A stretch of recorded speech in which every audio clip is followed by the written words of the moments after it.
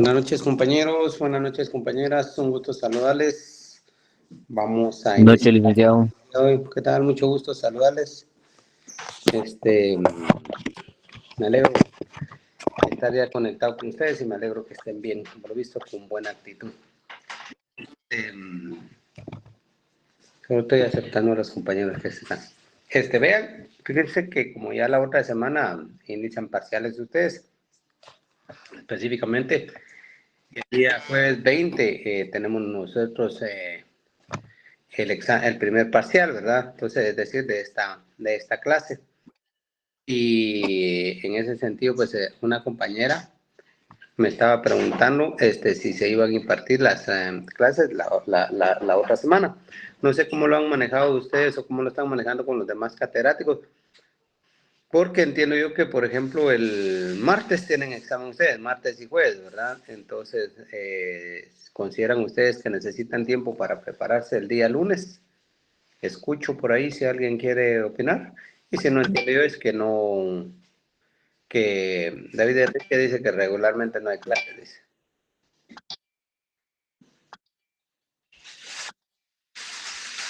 Este, sí, el jueves efectivamente es el examen conmigo, tal y como está manifestando Katia. Entonces, vamos vamos a ver, eso lo estoy leyendo. Jueves es el examen. Hola, transcribiendo esta llamada como extensión. Bueno. Sí, regularmente, como dice el compañero o una compañera por ahí, no hay, compañero, perdón, no hay clases, pero depende de ustedes, ¿verdad? Lo que sí es cierto que yo considero que vamos muy bien en el programa, vamos agotando muy bien el contenido, hemos avanzado, como estábamos hablando que este semestre, pues afortunadamente no hay tantas interrupciones como el primer semestre del año por las cuestiones de Semana Santa, de la huelga y otros descansos, y que de hecho pues estos descansos no nos afectan a nosotros, si se dan cuenta, porque hemos recibido clases en días que no han habido descansos, feriados, qué sé yo, ¿verdad? Entonces, ¿están de acuerdo ustedes de descansar el lunes para, bueno, descansar de mí, ¿verdad? Pero ponerse a estudiar y poderse preparar para su examen? Entonces, si es así, pues vamos a tomarlo en cuenta. Y Yo creo que sí, licenciado. muy bien. Sí, gracias, licenciado. Muy bien, pero sí les exhorto para que se me pongan pilas ahí, ¿verdad? De verdad, para que aprovechen a leer y a estudiar y que pues les vaya bien en los exámenes. Como les digo, pues afortunadamente vamos bien en el primario, entonces yo por eso considero que tenemos este margen. Entonces me preguntan ahí cuál es el, lo que vamos a examinar y tal y como les manifesté, pues...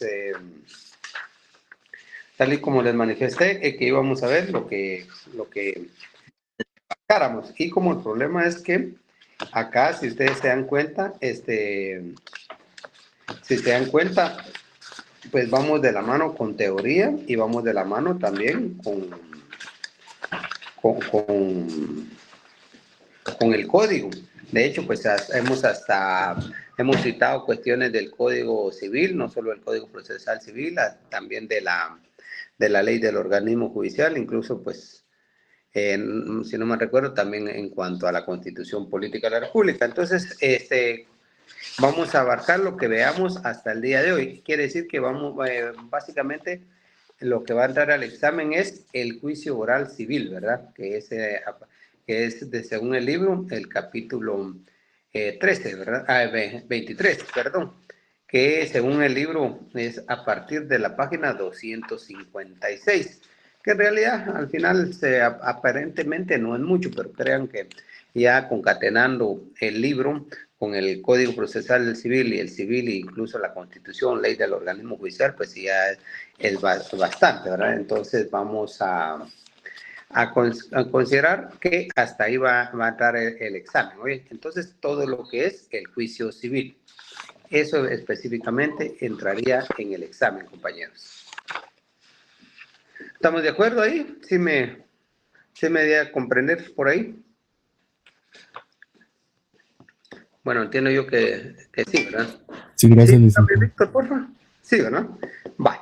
Entonces, fíjense que vamos a abarcar el día de hoy, vamos a finalizar lo que es el juicio oral y ya hemos visto nosotros cuál es el procedimiento del juicio tipo oral, el general, por decirlo de una manera. Vimos que los principios que le inspiran, también sus características, vimos el juicio oral de menor cuantía, de ínfima cuantía, lo que es el juicio oral de alimentos, o sea, la obligación de prestar alimentos, también rendición de cuentas, y hoy vamos a ver el oral de división de la cosa en común, ¿verdad? Entonces vamos a agotar estos dos temas.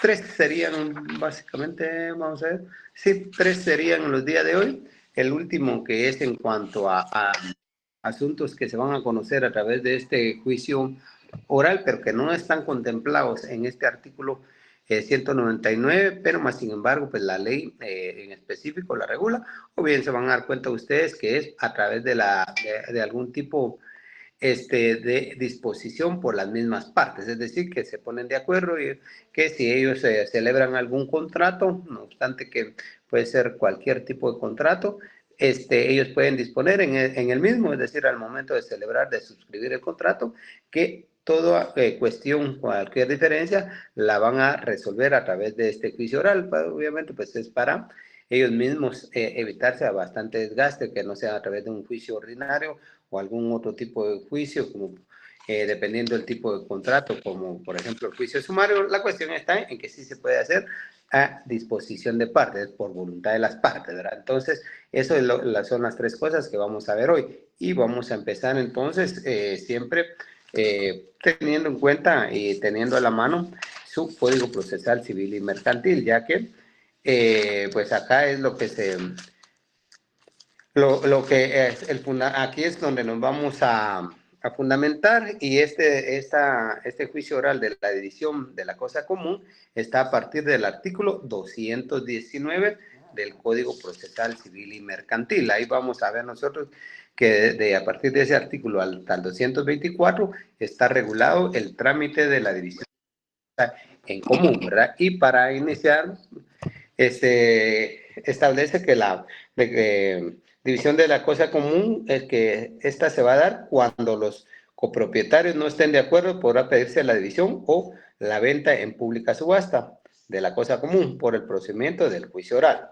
También será necesaria la declaración judicial cuando hubieran intereses de menores, ausentes, incapaces o del Estado. Empecé dándole lectura a este artículo porque es muy importante que vayan ustedes desde ya diferenciando y teniendo en cuenta cuándo es que se va a aplicar este juicio oral de la división de la cosa en común, de la cosa común, como se le denomina. Vean, como ustedes pueden ver acá, dice que cuando los copropietarios no estén de acuerdo, es decir, que al final la división de la cosa en común puede hacerse de manera voluntaria. Si las partes están de acuerdo en dividir algo que están en común, que tienen como copropietarios, pues lo pueden hacer siempre y cuando se pongan de acuerdo. El problema es cuando no hay voluntad, el problema es cuando no hay un acuerdo entre estos copropietarios y se necesite acudir ante juez para que él decida a quién le asiste la razón. Y que incluso, pues al final, si no se logra dividir la cosa en común, gracias, si no se logra dividir la cosa en común, pues incluso pues se puede subastar, es decir, que al final se puede vender y repartir el dinero, ¿verdad? Porque a mí se me viene a la mente un vehículo, que yo haya comprado un vehículo con una persona. Y no, obviamente, en primer lugar, esa no se puede dividir. Entonces, ahí lo más sano es venderlo. Y se puede hacer en pública subasta, y la obtención de esas sumas dinerarias, pues se divide como le corresponda, porque también no quiere decir que el 50% sea de cada uno. Puede ser que a una persona le corresponda menos, es decir, un 40%, al otro 60%, y así sucesivamente. Pero puede ser también que, dada la naturaleza del bien, pues ese sí se pueda dividir, que les dijera yo, un terreno que es lo suficiente, o un bien inmueble, un terreno, ahora como le denominamos, este, Dado el tamaño del mismo, sí se pueda dividir y se ponen de acuerdo a qué porción le corresponde a cada uno. Entonces ahí no habría mayor dificultad.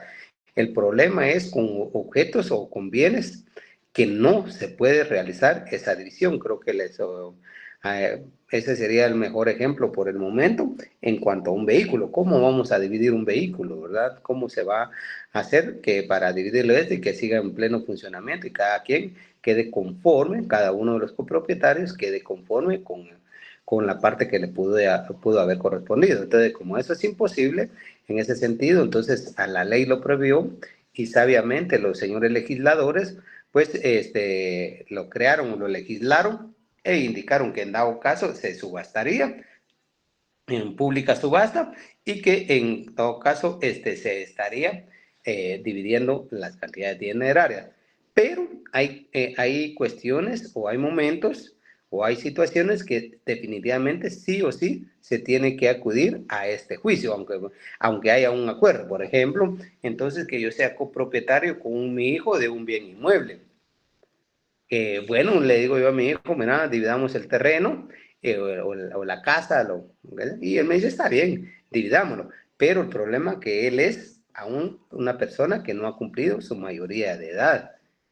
Entonces ahí, aunque se pongan de acuerdo, aunque nos pongamos de acuerdo los dos copropietarios, ahí no lo permite la ley. ¿Por qué? Porque como ahí se están discutiendo este, derechos de menores de edad, y entonces como ellos se supone que no están en su capacidad aún para decidir, se necesita la autorización de juez. ¿Y cuál es la vía para poder hacer esta división? Es esta, precisamente el juicio oral de la división de la cosa en común, ¿verdad? Entonces, en ese segundo párrafo del artículo que le di lectura, en este caso el artículo 219, establece que también serán necesarias la declaración judicial cuando hubiera intereses de menores. Entonces, tomen en cuenta ustedes que siempre y cuando haya involucrado una persona, un menor, una persona que no haya cumplido su mayoría de edad, sí o sí se tiene que acudir a esta vía. Nuevamente, aunque el menor esté de acuerdo,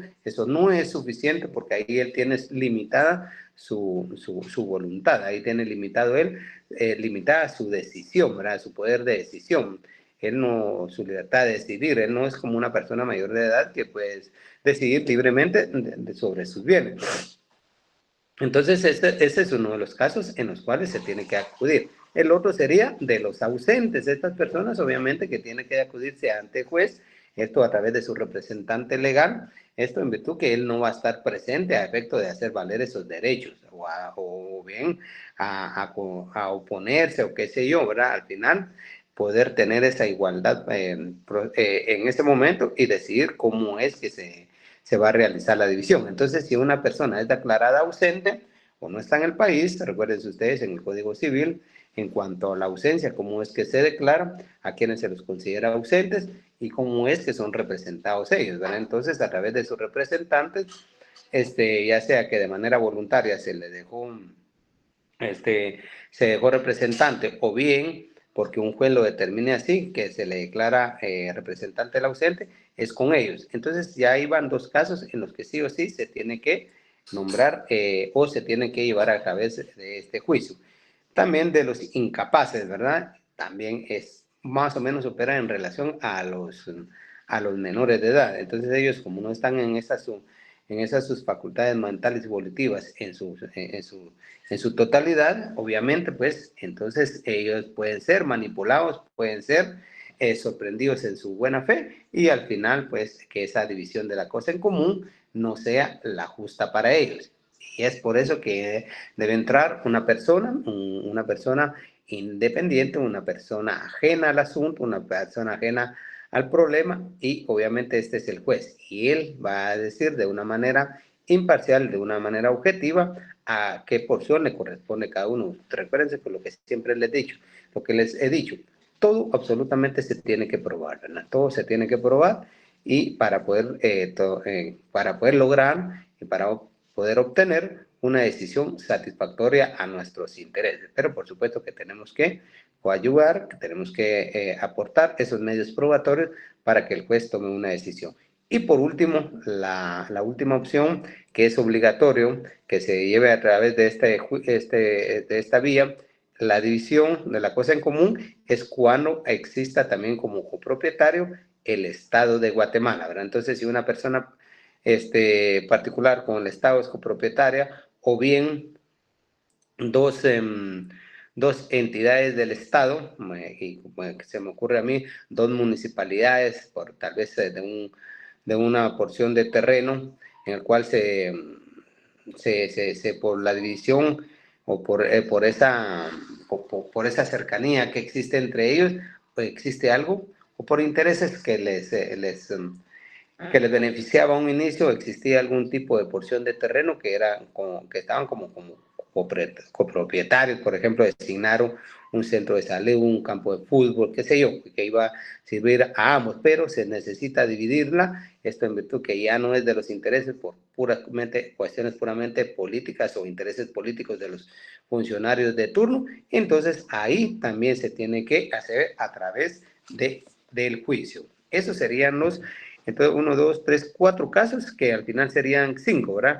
4 casos que la ley establece que debe de acudirse ante el juez, y la quinta que sería cuando no se logra ponerse de acuerdo los copropietarios, que aún siendo mayores de edad, pero como no se ponen de acuerdo y es el interés de ellos dividir la cosa, entonces acuden ante el juez. ¿Para qué? A través de los medios de prueba y obviamente con la decisión del juez, pues se pueda dividir la cosa. Y nuevamente, si no se puede llegar a un acuerdo o si no se puede dividir y obtener esa porción que le corresponde a cada uno, o por la naturaleza del bien no se puede realizar, se vende a través de pública subasta, dice la ley. Así lo dice, para poder al final garantizar, ¿verdad?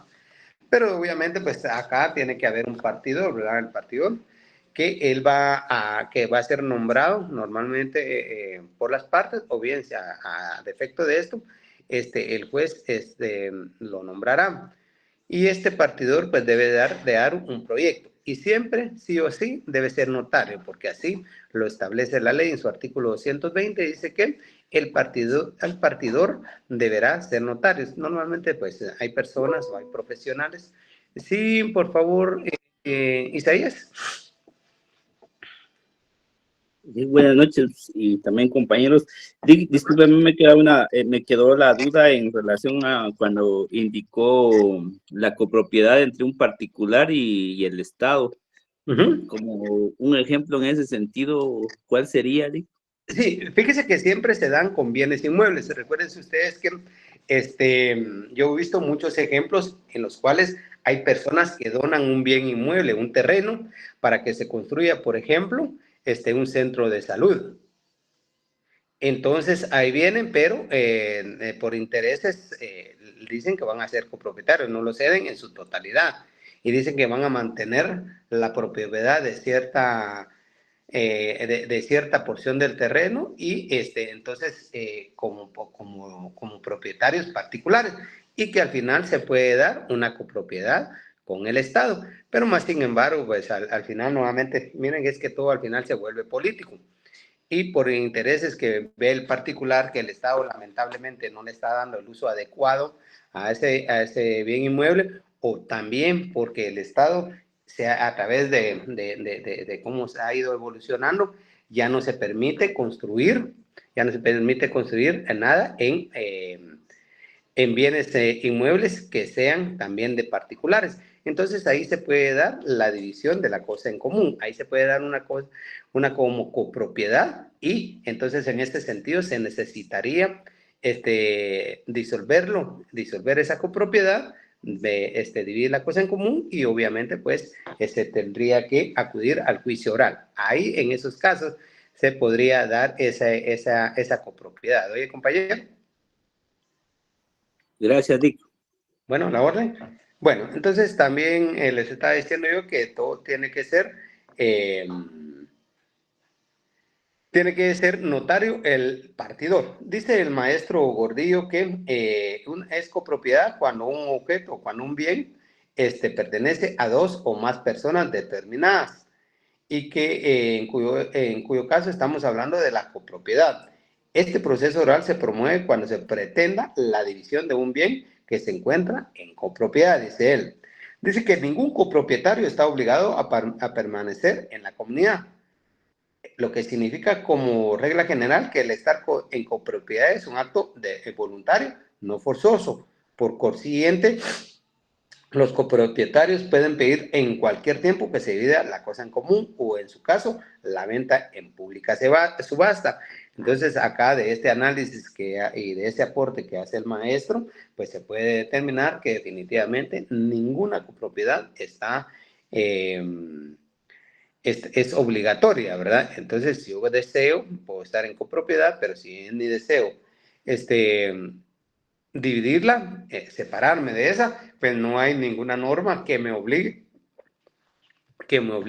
a continuar como copropietario. Es eminentemente voluntario y de ninguna manera se puede obligar. Dice que también existe la excepción a esta regla, ya que la ley establece que no puede acordarse la división del bien común si la indivisión está establecida en la ley. Por ejemplo, en la propiedad horizontal y la medianería, que son formas de copropiedad forzosa.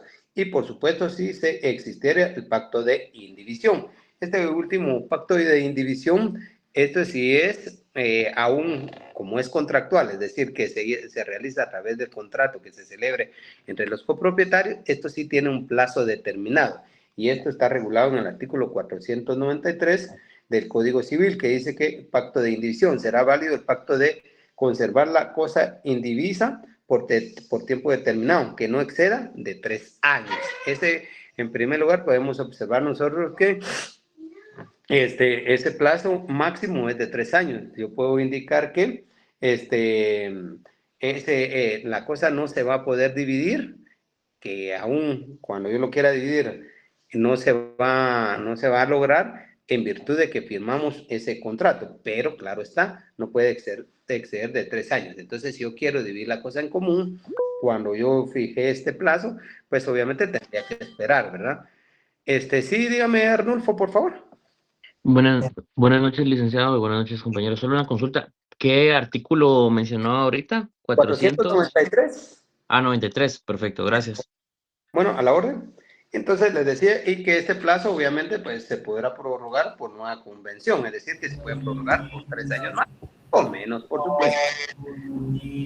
¿Sí, Lauri?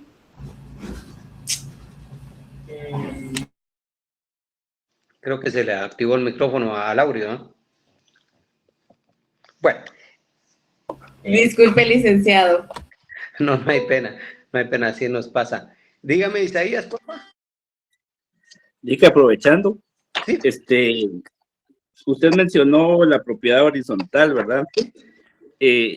Por ejemplo, ahí la mayoría, bueno, todo es, en sus áreas comunes son indivisibles, pero ¿cuál es el sentido de ponerle las ambas partes a que, por ejemplo, tal propiedad o tal finca es propietario de una parte, ¿va? Si eso nunca se va a poder dividir. Sí, mire, lo que pasa es que todo es por certeza jurídica, ¿va? Por certeza jurídica de qué porción y de qué parte específicamente le corresponde a cada uno de los copropietarios, porque el problema se da es que cuando uno se establece, ya sea legalmente o contractualmente, después se puede venir problemas en el sentido que algunas personas quieran aprovecharse y pueda considerarse que le asiste el derecho de disponer de la porción que le correspondería al otro copropietario. Entonces, la intención del legislador acá es que se queden las reglas bien claras, ¿verdad? Y que no se pueda considerar que por esa ambigüedad de la norma, por esa ambigüedad de la copropiedad o del contrato, pues se pueda considerar que una persona se considere que tiene derechos o más derechos sobre alguna porción de la copropiedad que no le corresponde. Y por eso es que es bien claro acá que se debe dejar todo establecido así, aun cuando, como dice usted, aun cuando se considere que nunca se va a poder dividir. Claro está que la única manera acá que esta propiedad horizontal pudiera llegar a disolverse estaría que se reúna en un solo propietario la propiedad horizontal. Yo pues vivo con mis hermanos, por decirles, en un inmueble. Mariela, ¿se le activó el micrófono? Bueno, pues les decía que yo vivo en una propiedad horizontal con un inmueble de 3, 4 niveles, pero al final ahí sí no sé, por razones obvias no se puede dividir por el hecho de que cómo es que el segundo, el tercero y el cuarto nivel, cómo quedaría, ¿verdad? No, no hay ningún problema, Mariela. ¿Cómo se podría decir? Entonces, ahí la única manera que se podría dejar de existir esa copropiedad, obviamente sería que se unificara o que llegara a ser una sola persona la propietaria de todos los pisos, de todos y cada uno de los niveles. Y de lo contrario, pues no se tendría esa opción. La ley creo que es, aparte de sabia, es bastante lógica. Y también la medianería. Esta medianería es porque esa medianería, ¿por qué se da? Porque recuérdense ustedes que esa división para que cada uno sea el propietario o que cada uno se ceda el 50% de esa división, de esa medianería. Si no, pues si yo estoy dividiendo mi terreno, por decirles, el muro está sobre mi terreno, entonces ahí no hay medianería, ¿va? No, que ahí hay una pared, ahí hay una construcción que me pertenece a mí, pero cuando se da esa medianería, y créanme que ahora se da mucho, ustedes lo saben, a través de esos condominios que se realizan, que por ejemplo en mi casa, la pared, una de las paredes pertenece básicamente a las dos residencias, ¿verdad? Entonces, con mi vecino tenemos somos copropietarios de la medianería, de esa pared que nos divide, pero que al final no se sabe, tendría que ser el 50% de cada uno porque está dividido así. Es decir, que si la pared mide, que les dijera yo, 10 centímetros, 5 centímetros están dentro del inmueble o dentro del terreno de mi vecino y los otros 5 centímetros, el otro 50% estaría dentro de mi terreno. Pero ¿cómo dividirlo? Porque no vamos a botar la pared, salvo que entonces yo viniera y levantara, porque ahorita les explico, según la experiencia que tuve acá, salvo que yo levantara mi pared, pero la pared ya tendría que estar dentro del terreno que me corresponde, dentro del terreno que yo soy propietario. Entonces ahí ya no habría medianería, no, que solo habría una pared divisoria que está dentro de mi inmueble. Y eso se dio aquí en mi residencia. Entonces porque cuando estas casas vienen construidas, que de un lado vienen con paredes que es medianería, y del otro lado viene las entregan solo con ¿cómo les dijera yo? Una reja, por decirles así, o una cerca de malla. Pero fíjense que el problema es que ahí, al momento de uno construir su pared, entonces lo tiene que hacer en su propiedad. Salvo, por supuesto, que uno se pusiera de acuerdo con los vecinos y que la construyeran entre los dos, ¿verdad? Aportando cada uno la mitad de los gastos. Ahí se podría. Pero entonces, al final lo que yo les quiero entender es que la medianería se da es indivisible porque no se puede destruir, ¿verdad? Nuevamente, salvo que pase a ser propiedad de solo de los copropietarios. Por ejemplo, que yo le comprara a mi vecino el inmueble, su casa, y que pues ya no me gusta la pared ahí en medio, la destruyo, pero como ya está a mi nombre, ya soy el único propietario de ambos inmuebles, pues ahí ya no habría ningún inconveniente. Así es como funciona esto, compañeros, y espero darme a explicar. Bueno, entonces también vamos a ver cuál es el procedimiento. Ese procedimiento, tal y como les estaba manifestando yo, pues está regulado a partir del artículo 219 en adelante. Y dice que el juicio oral de división de la cosa en común tiene ciertas particularidades, por lo que su tramitación difiere del procedimiento oral general, y ha explicado, y que él nos explica cuáles son esas diferencias. Y por ejemplo, dentro del número 1, él manifiesta, es decir, el maestro Gordillo, que Supuestos de la procedencia para la declaración judicial. La división de la cosa común o de la copropiedad procede por cualquiera de estos supuestos. En primer lugar, cuando hay alguna negativa de alguno de los copropietarios de realizar la división de la cosa del bien común. Si la casa acá yo pues la compré juntamente con mi esposa y la casa pues está a nombre de los dos, como se denomina normalmente, pero pues mi esposa o yo ya no queremos continuar con la, ya no queremos continuar con esa copropiedad, pero más sin embargo ella me dice, mira, mejor dividámosla, pero yo me niego, entonces se tiene que acudir a este juicio. Eso sería alguna de las posibilidades. También se da cuando alguno de los copropietarios fuera menor de edad, lo que yo les estaba manifestando. Aquí sí o sí es obligatorio que estuviera ausente el incapaz y del Estado. Eso ya los explicamos, esto de conformidad al artículo 219, y creo yo que ya quedó claro, ¿verdad? Entonces, esas posibilidades nos las explica el maestro ampliamente en su libro. Y dice que ya en el procedimiento propiamente dicho, que en la primera audiencia se debe nombrar un partidor. Así nos dice él. Y que él nos explica que la primera audiencia en este proceso es exclusivamente para desarrollar la fase conciliatoria, en la cual debe designarse un partidor y también podrá procurarse que las partes se acuerden las bases de la partición. El partidor deberá ser notario y en caso de que no haya acuerdo en la designación, esta la realizará el juez. ¿Qué nos quiere dar a explicar aquí el maestro? ¿Qué nos explica? Es que en primer lugar, la primera audiencia, después de presentada obviamente la demanda que llene requisitos y que ya le den trámite, que el juez convoque a cada uno de las partes procesales a la audiencia, lo primero que va a tratar el juez, obviamente, aportando esas fórmulas ecuánimes de resolución del conflicto, tiene que procurar que se dé la conciliación. Y si existiera alguna conciliación, pues la persona que va a hacer esa partición va a ser un notario. Entonces, mire, fíjese que sí, nos parece que ya nos pusimos de acuerdo o nos parecen las fórmulas que usted nos está planteando y estamos de acuerdo que a mi esposa le quede el 50% lado norte de la propiedad y a mí el otro, en la otra parte. Entonces, ¿estamos de acuerdo, señor juez? Ah, bueno. Y mire, fíjese que como partidor vamos a designar o vamos a nombrar a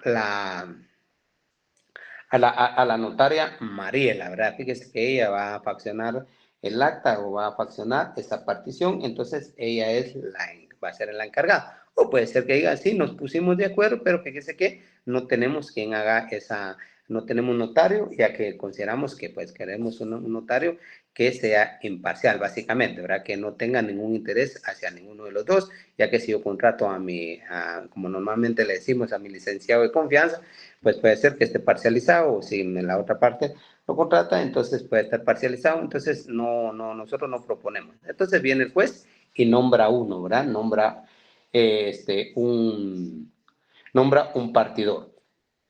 Bueno, y en caso de que, ya vieron que dice, y en caso de que no haya acuerdo en la designación, esta la realiza el juez. Dice que también hay funciones del partidor y audiencia, es decir, que el partidor tiene algunas funciones, no es solo de presentarse ya, que él le vayan a decir absolutamente todo lo que debe realizar, no, al contrario, él va a tener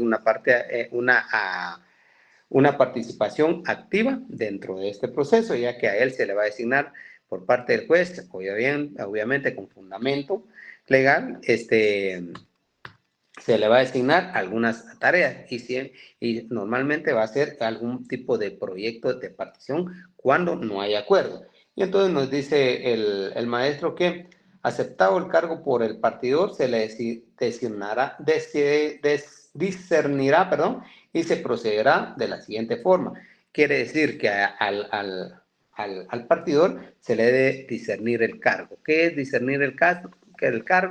Es decirle que él se tiene que conducir única y exclusivamente con la verdad, que quiere decir que él se está comprometiéndose a realizar su trabajo de una manera profesional y de una manera o de la manera que establece la ley. No puede estar parcializado él, sino de lo contrario, tiene que ser eminentemente profesional su actitud y su trabajo dentro de esta designación como partidor. Dice que se le fijará término para presentar un proyecto de partición o manifieste al tribunal la imposibilidad de llevarlo.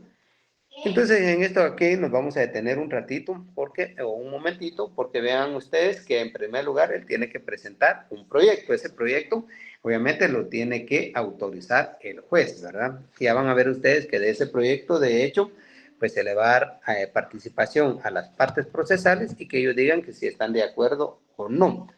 Pero puede ser que acá a él se le fije un plazo discrecional, un plazo que considere el juzgador, y nuevamente nos tenemos que ir a la ley del organismo judicial, ya que cuando ayer o las clases anteriores les explicaba que cuando no fija o no determina plazo la ley, pues se debe de fundamentar el juez en la ley del organismo judicial y en ese sentido fijar el plazo que él considere. Pero puede decir que le diga el partidor que ese plazo no es suficiente. Esto en virtud de que pues tal vez son demasiadas las cantidades de bienes que deben de hacerse ese proyecto al final, que es bastante complejo, y entonces le puede solicitar al tribunal, que en este caso sería el juzgador, que le amplíe el mismo y que entonces así lo resuelva el juez. Ahí el juez ya tomará la decisión si considera o no necesario ampliar ese plazo. Y también, pues al final, aun cuando se haya presentado ese proyecto, el juez le puede decir que aclare o que amplíe ciertos términos o ciertos proyectos que haya presentado él en ese proyecto de partición. Y dice que si no se obtuvieran esos aspectos, ocurrirá al juez para que convoque a una audiencia a fin de que en ella se fijen los puntos que crean indispensables. Esto quiere decir que si al final no se están claros los puntos que se van a discutir, están claros los puntos que se van a aportar en ese proyecto, pues se puede acudir a una audiencia para que ahí, en frente del juez, obviamente en presencia de las partes, pues se diga qué puntos son los que se van a realizar en el proyecto. Por ejemplo, que les dijera yo que sí, mire, ciertamente pues le corresponde a mi copropietario el 50%, pero fíjense que allá pasa un río de agua. Del otro lado hay un nacimiento. A este lado ya tiene un proyecto o servicio de energía eléctrica. De este lado ya pues hay carretera, ya hay calle. Entonces, eso sí me estaría afectando. Entonces, queremos nosotros que se determine que en primer lugar a quién le va a corresponder esta porción.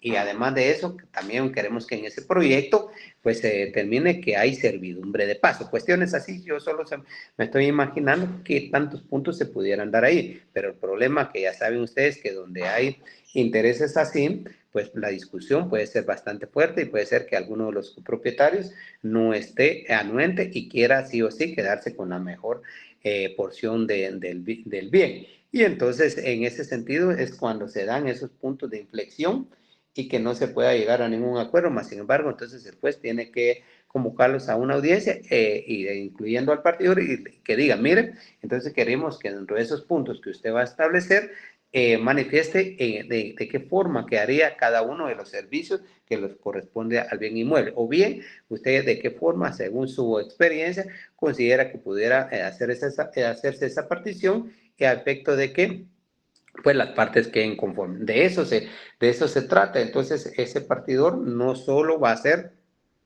de manera pasiva y que únicamente se le instruya, mire, fíjese que se consigne en el acta de partición tales y tales puntos. No, él tiene que dar un proyecto que debe ser aprobado por el juez y si en hora buena se llega a un acuerdo entre las partes, si ellos están de acuerdo, ellos están conformes, pues se estaría aprobando. Bueno, dice que una vez sea presentado el proyecto de partición, el juez lo hará saber a las partes y las convocará a una audiencia para que hagan las observaciones y rindan las pruebas que estimen convenientes. Obviamente esto, si ellos no están de acuerdo en el proyecto, ellos van a aportar medios de prueba. Ellos van a aportar esos órganos probatorios para convencer al juez que cómo es que se debe de dividir. Y entonces el juez ya tomará la decisión. Y si estuvieran de acuerdo en el proyecto, el juez aprobará la partición en auto razonado. Acá póngale mucha atención porque ya se van a dar cuenta ustedes que si no hay acuerdo, si hay acuerdo, perdón, a través del proyecto que proponga o que aporte el partidor, la resolución se hace en un auto. Obviamente tiene que ser un auto motivado. Y si no hay acuerdo en ese proyecto y al final el juez lo tiene que decidir, eso se hace en sentencia. Ya van a ver ustedes, pero pónganle atención a ustedes, por favor, entonces, y que se les quede que si del proyecto propuesto y aportado por el partidor hay acuerdo entre las partes, entonces ese acuerdo se aprueba en un auto, ¿verdad? En la resolución final. Y si no hubiese acuerdo y sea el juez el que tenga que decir, entonces la resolución final va a ser una sentencia. Por favor, poner atención a eso. Bueno, y entonces al final, si existiera el acuerdo, el juez va a aprobar la partición en un auto razonado y mandará a protocolizar por el propio notario y partidor extendiéndole certificación del proyecto y del auto. ¿Qué quiere decir con eso? Que el proyecto y el auto se debe protocolizar en el protocolo del notario. Eso es para inmortalizarlo, obviamente, para conservar. Y cada vez que alguien quiera una copia, pues le puede solicitar copia simple, testimonio, qué sé yo, de esa protocolización. Recuérdense que ese sería un instrumento público y que todos esos documentos que se aporten, como es el proyecto y el auto, pasan a ser parte del protocolo, derecho notarial. Y entonces, en ese sentido, se conservaría y se aseguraría que siempre va a estar ese proyecto o esa partición, por si alguien quisiera, entonces se le puede extender, como le digo, copia simple o bien una certificación emitida por el notario. Bueno, también manifiesta el maestro que en caso que hubiesen objeciones fundadas el proyecto de partición presentado, el juez podrá disponer por una sola vez que se formule un nuevo proyecto. Quiere decir eso que si no se está de acuerdo con el proyecto primario, el primer proyecto que aportó el notario, partidor, pues se volverá a realizar uno nuevo. Y también se le debe fijar un plazo ese. Recuérdense ustedes lo que ya hemos hablado, ese plazo cuando no existe determinado por la ley. De este nuevo proyecto se dará audiencia por 5 días a las partes y si no hubiera oposición, el juez aprobará la partición en auto razonado. Es decir, que al final, si en el primero no hubo acuerdo, pero el segundo sí, nuevamente en auto razonado y a protocolizarlo nuevamente o a protocolizarlo, en este caso, el notario y que se le debe extender certificación del proyecto y del auto. Recuérdense entonces que esa certificación ese proyecto de partición y el auto razonado que emite el juez van a ser parte del protocolo del notario partidor. Y al final dice que si hubiera oposición a este segundo proyecto de partición, sí, Carol, por favor, Carol Navarro. Buenas noches, licenciado, con una consulta. En esta otra audiencia para el nuevo proyecto, si no hay un acuerdo, ahí otra vez se realiza una sentencia, ¿no? Sí, exacto. Si no hay acuerdo en el proyecto, entonces hay sentencia. El juez debe dictar sentencia. Si hay acuerdo, en auto. En auto, ¿verdad? Ah, muy bien. Gracias, licenciado. Muy amable. Muy bien, a la orden. Entonces dice que si hubiera oposición a este segundo proyecto de partición, el juez dictará sentencia en la que declarará, según sea el caso, qué tiene que consignar, qué tiene que declarar el juez en esa sentencia. Ya Carol pues lo expuso ahí, ya creo yo que con la pregunta que hizo ella es porque quedó bastante claro, ¿verdad? Cuando se resuelve en auto y cuando se resuelve en sentencia, pero si es en sentencia dice que se debe de consignar la aprobación del proyecto, que quiere decir que el juez está diciendo el proyecto que aportó el partidor es el correcto, por lo tanto en este momento lo voy a aprobar. Así que también, si considera que no está de acuerdo el juez, el juez tiene la facultad, eso sí, basado en los medios de prueba que se aporte, la modificación del proyecto de partición con determinación concreta de los puntos. Entonces, el juez puede decir, miren, sí, fíjese que aquí el juez no está de acuerdo con que del proyecto porque, bueno, al final en ese bien inmueble, a uno de los, a la parte actora, por decirlo, le quedó servidumbre de paso, le quedó la carretera, además de eso le quedó, que les dijera yo, no sé, el servicio de energía eléctrica. Entonces no estoy de acuerdo, creo que aquí lo correcto va a ser que este inmueble pues sea dividido de esta manera a manera de no afectar y que también los dos tengan servidumbre de paso, algo así, ¿verdad? Solo a manera de ejemplo. Pero yo el punto medular y lo que se le quiere dar a entender es que sí puede modificar el proyecto del juez. Sí, dígame, Isaías, por favor. De que ahí se rompería aquel principio en materia civil que el juez no pueda resolver más allá de lo que se le esté pidiendo. Sí, definitivamente, ¿verdad? Sí, definitivamente, porque no obstante que alguno de los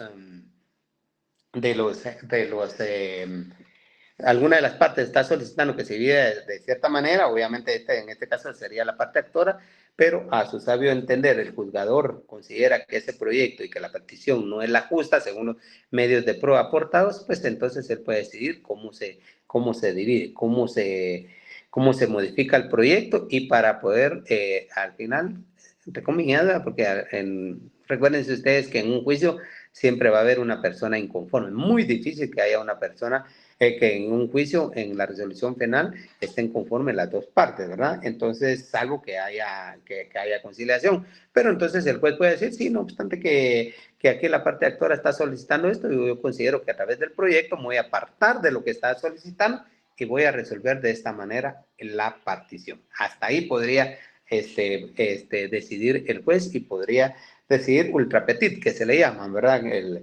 Que resolver más allá de lo que se pidió. Bueno, y entonces al final dice que también se procederá a la venta de la cosa en pública subasta, pero esto último en los términos o último en las opciones es obviamente cuando no se puede dividir la cosa en común por la naturaleza de la misma, que aún cuando a través del proyecto que hizo el partido, que se hizo 2 veces, aún cuando el juez trató de darle pies y cabezas, no se puede dividir definitivamente, o por supuesto, como les está diciendo, por un vehículo que no se puede dividir.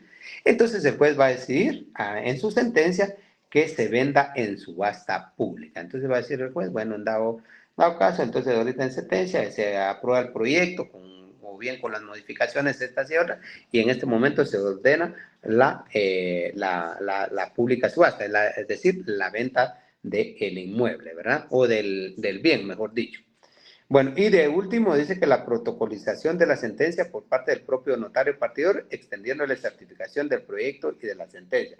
Como pueden darse cuenta ustedes, todo termina con una resolución de juez, solo que una es auto y la otra es sentencia. Pero siempre el que va a custodiar estos documentos va a ser el notario partidor. Recuérdense que el custodio, el encargado que debe de guardar fielmente y celosamente el protocolo es el notario, porque si no puede tener responsabilidades incluso hasta penales. Entonces, para evitar que se pueda desaparecer esa decisión, entonces se hace eso, que el notario conserva los originales y únicamente estará certificando, únicamente estará emitiendo certificaciones o alguna copia simple de acuerdo como lo pidan las partes, pero que se va a tener esa posibilidad segura de que se va a poder obtener alguna copia y esas copias, si son, recuérdense que también les dije cuando estábamos viendo el diligenciamiento de la prueba, que todos los documentos aportados o autorizados por un notario hacen plena prueba, ¿verdad? Si el notario lo aportó con su firma, con su sello y no se está atacando de falsedad, pues esa hace plena prueba. Porque también, ¿verdad? No obstante que acá pues hay un auto donde se pusieron de acuerdo, hay una sentencia donde el juez decidió, pero puede ser que las partes no se pongan de acuerdo, o mejor dicho, no cumplan con lo ordenado por el juez, no cumplan con lo conciliado. Entonces, ahí recuérdense que hay que ir a ejecutar esta resolución. Pero ¿y entonces qué medio de prueba va a ser para aportar? Para poder ejecutarlo, va a ser la certificación aportada o emitida por el notario partidor. Bueno, y entonces en cuanto a la venta en pública subasta, dice que si el acuerdo o la sentencia determina la venta en pública subasta, el juez señalará de una vez día y hora para el efecto, observándose los trámites del procedimiento contenido en la ejecución en la vía de premio. Cuando estemos viendo la vía de premio, vamos a retrotraer un poco y vamos a ver cómo es que se da esta venta en pública subasta. Recuerden que hay que publicarse edictos, que el día de la pública subasta sale el pregonero, que en este caso sería un empleado del juzgado, a avisar de la subasta. Y es una cuestión bastante protocolaria y que la vamos a ver también, pero al final también se puede dar esa venta en pública subasta. Bien, compañeros, pero yo aquí lo que les quería dar a entender ya de último era que puede ser que esto sea un título ejecutivo y que se tenga que hacer cumplir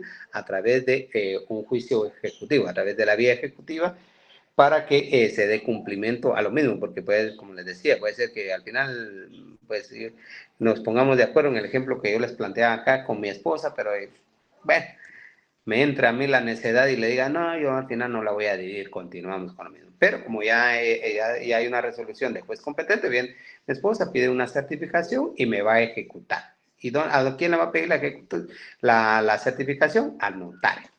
Bueno, entonces espero que haya quedado claro en cuanto a la división de la cosa en común. Si no, me pueden preguntar y puedo yo ampliar. Y si no, de lo contrario, vamos a entrar a lo que es la declaración de jactancia. Esta declaración de jactancia es bastante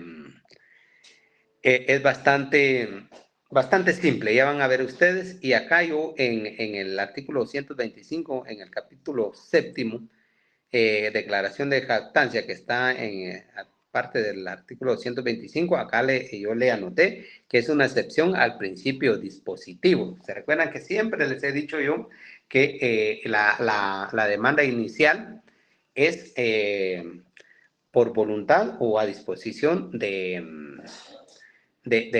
la parte actora y que no se le puede obligar a nadie, como regla general, a demandar.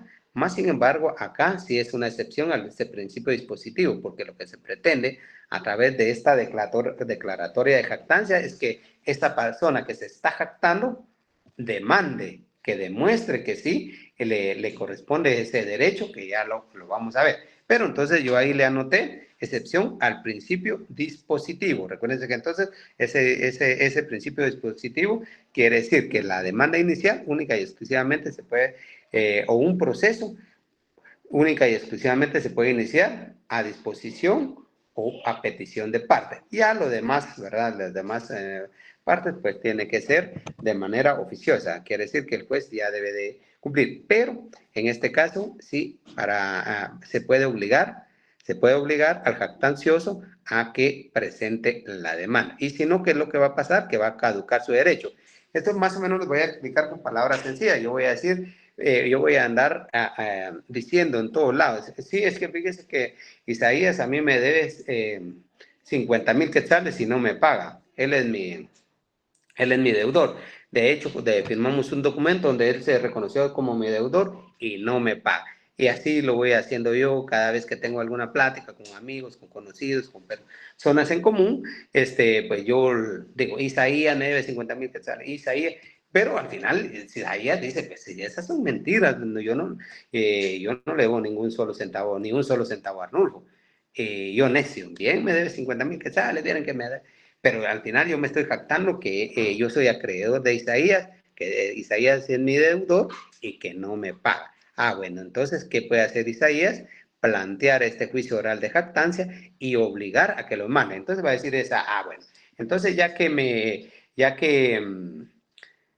le debo, ya que dice él que es mi acreedor, pues que me demande. Yo no le voy a pagar porque no le debo, pero que lo demuestre. Y si lo demuestra, pues definitivamente ya será otro asunto. Pero pues, como yo estoy convencido, va a decir a Isaías que solo es una jactancia, que solo se está jactando de algo que no, obviamente no es cierto, pues lo vamos a demostrar en juicio. A eso se refiere este juicio. Dice que esta declaratoria de jactancia, básicamente es vanagloriarse uno mismo, ¿verdad? Y es lo que yo les digo, yo, puchicas, a mí, yo soy acreedor de Isaías, yo le ayudé a que saliera de una deuda, si no es por mí, tal vez ni hubiera podido salir de la universidad, pero salió porque no tenía para, por ejemplo, para pagar las escuelas para prepararse para el técnico profesional, no tenía para pagar su tesis. Al final, me estoy vanagloriando de que el pobre Isaías se graduó gracias a mí, pero que él me debe. Entonces, a eso se refiere en cuanto a esa jactancia, ¿verdad? Entonces, dice que en el ámbito procesal la jactancia es una acción concedida a una persona para demandar en juicio a otra que presume tener derechos contra el demandante y en virtud de la cual se compele al demandado a que ejercite dichos derechos en el litigio procedente o en caso contrario se tendría por caducado el derecho presumido. Entonces aquí si viene Isaías me presenta este juicio oral de jactancia y le dice a juez, mire, fíjese que Arnulfo anda diciendo que le debo 50,000 quetzales. Entonces yo lo que quiero es que me demande. Bueno, entonces viene y lo demuestra y me va a demandar Isaías, ¿verdad? Y lo demuestra. Y me dan un plazo, que en este caso es de 15 días. Entonces, mira, Arnulfo, Isaías ya demostró que usted se está jactando que le debe a usted. Le doy 15 días para que usted lo demande. De lo contrario, va a caducar. Aunque después yo ya demuestre que sí era el legítimo acreedor de él, pero como no lo planteé en los 15 días, caducó mi derecho. Ya no lo podría demandar a Isaías. A eso se refiere este procedimiento de jactancia. Sí, dígame, Isaías, por favor. Disculpe, ¿y cuál sería como que la diferencia si lo viéramos en comparación con materia penal como una difamación o como una, se me va el otro nombre, pero ¿cuál sería como que la diferencia? Sí, ¿verdad? Habría que ver los presupuestos. En primer lugar, recuérdense ustedes que la última ratio, la última opción, es la penal. Entonces puede ser que yo me esté jactando y que vaya a plantear mi denuncia o mi querella a donde corresponde y me digan, no, mire, fíjese que esto, si usted se da cuenta, están hablando de deuda. Aquí no es que no lo esté difamando Arnulfo a usted Isaías, que aquí lo que él se está haciendo es que él se está, que él está diciendo que usted le debe. Entonces, acá sí tiene que ir usted a la vía civil, en primer lugar. Y en segundo lugar, pues en cuanto a esa difamación es diferente, porque ahí lo que se trata de atentar es contra su honor. Diferente fuera que yo dijera, Isaías, miren, es un ladrón. Aquí yo solo estoy diciendo que usted me debe, que no me robó. Solo me debe, pero no me paga, que es totalmente diferente. Diferente sería, fíjense que yo dijera, puchica, Isaías llegó ahí a mi oficina y solo a palanquearse, ¿qué les dijera yo? Mi celular o mi tablet. Solo a eso llegó, fíjese usted, o Isaías esto, Isaías lo otro. Entonces hay que ver los presupuestos, pero acá, como son cuestiones que yo estoy diciendo que son de deudas, que son de bienes que atentan la propiedad, entonces en este caso es única y exclusivamente a través del proceso civil, no es penal, porque no estoy atentando en contra de su honor en el sentido de decir que usted es una persona que pueda realizar actos deshonestos, por decirle de alguna manera, ¿verdad? Entonces, pero acá solamente estoy diciendo yo que usted no paga.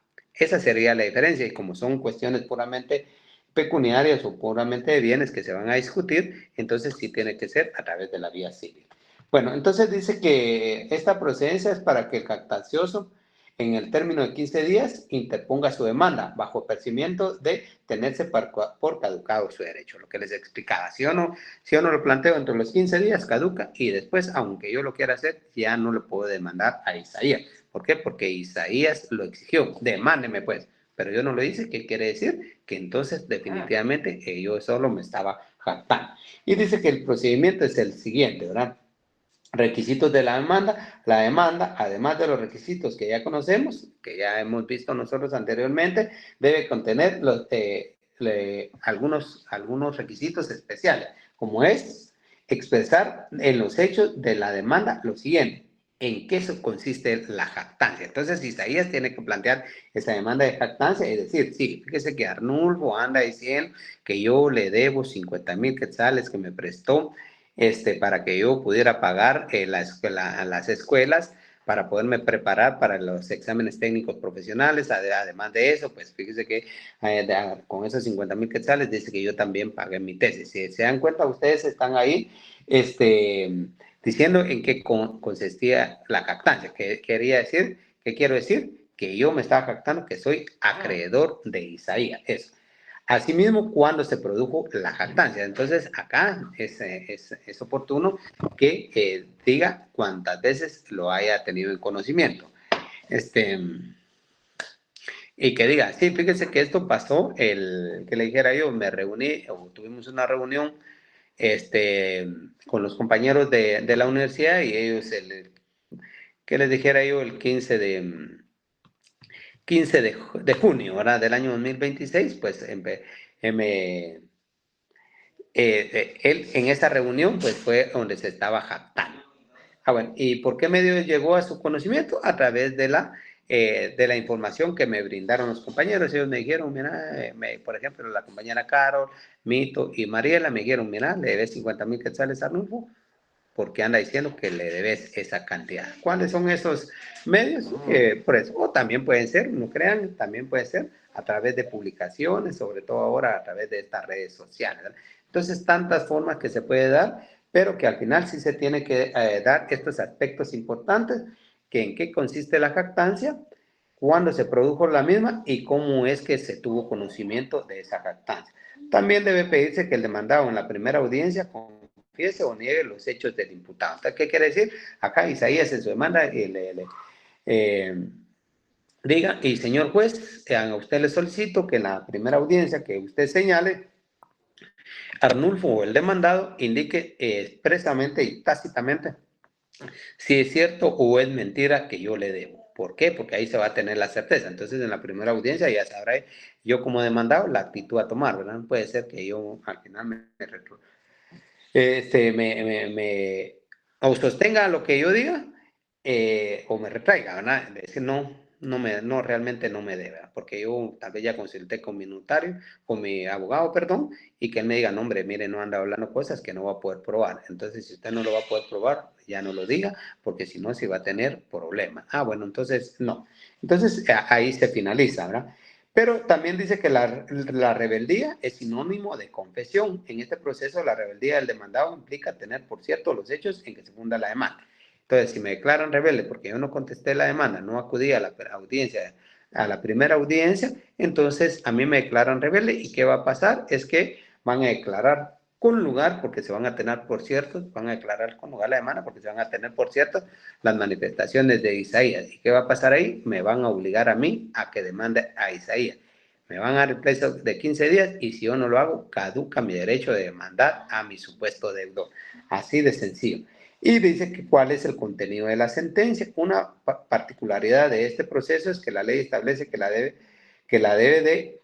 debe contener en la sentencia que en caso de rebeldía el juez dictará sentencia declarando la jactancia y fijando el término de 15 días al demandado para que interponga su demanda. Entonces, 15 días, bueno, presente su juicio ejecutivo, presente su juicio, el que usted considere, y demande a Isaías en ese plazo porque usted está asegurando que le debe. Y si no lo hace en ese plazo de 15 días, entonces, perdóneme la expresión, ya no ande chingando, ¿verdad? Ya no ande chingando porque Isaías no le debe nada, él no le debe nada a usted. Así que, por favor, o lo hace o, por favor, no ande hablando babosa. Así de sencillo, con palabras más sencillas, ¿verdad? Entonces, se tiene por caducado el derecho si yo no lo hago en 15 días, ¿no? Y que en caso de contestación negativa a la demanda, es decir, que yo sí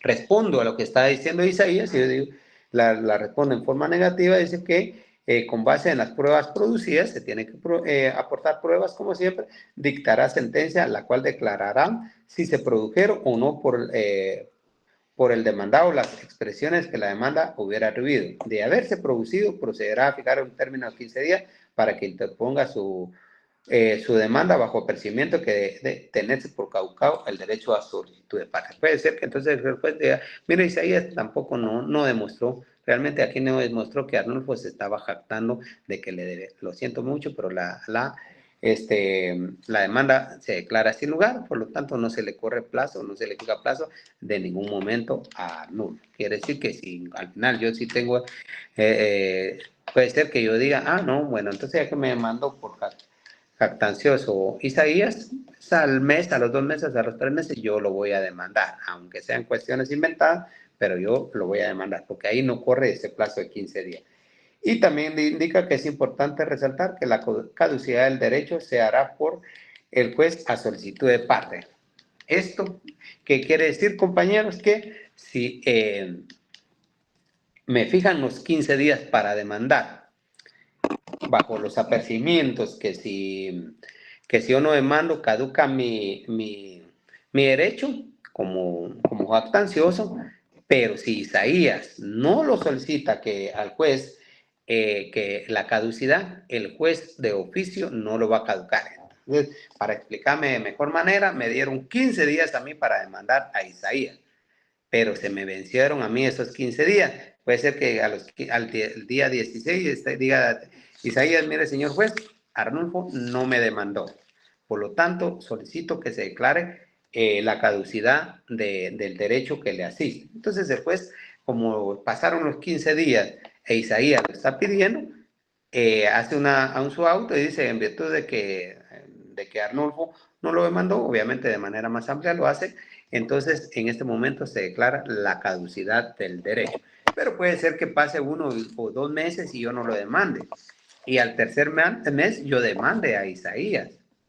Pero como Isaías no solicitó la caducidad, entonces aún tengo yo esta oportunidad. Quiere decir que no he perdido ese derecho yo de demandar a Isaías, aún cuando se me fijaron los 15 días. Pero esa fue algún tipo de negligencia de la parte actora, que en este caso, solo por el ejemplo de Isaías, de no pedir la caducidad, entonces yo lo puedo hacer a los 2, 3, 4 meses, a los 5, que de igual manera voy a tener ese derecho porque no caducó.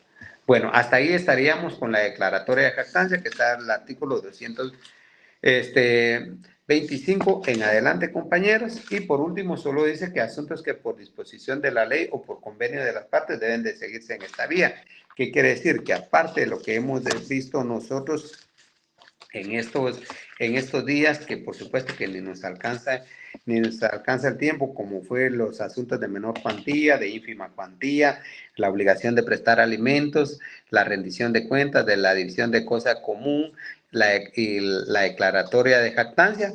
Aparte de eso, hay otras posibilidades, que es los asuntos que por disposición de la ley o por convenio de las partes deban de seguirse en esta vía. Yo tengo aquí anotados, por ejemplo, la prenda en el artículo 898 del Código Civil.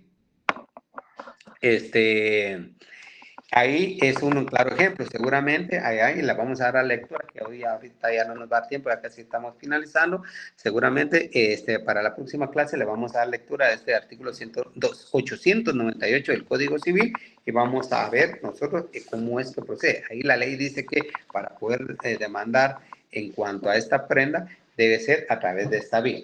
Pero también el maestro nos pone unos ejemplos acá, que los procesos civiles o mercantiles que se promueven en ejercicio de las acciones reguladas por la ley o se tramitarán de acuerdo al procedimiento del juicio oral. Entonces, vean ustedes, aquí hay un claro ejemplo, que los procesos civiles o mercantiles que se promuevan en el ejercicio de las acciones reguladas en dicha ley es a través del juicio oral o bien por acuerdo de las partes. Estas son las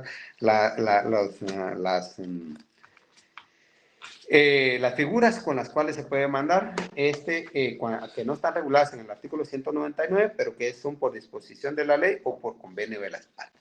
Bueno, compañeros, entonces, si no hay dudas, si no hay aportes, entonces nos vemos para el día del examen.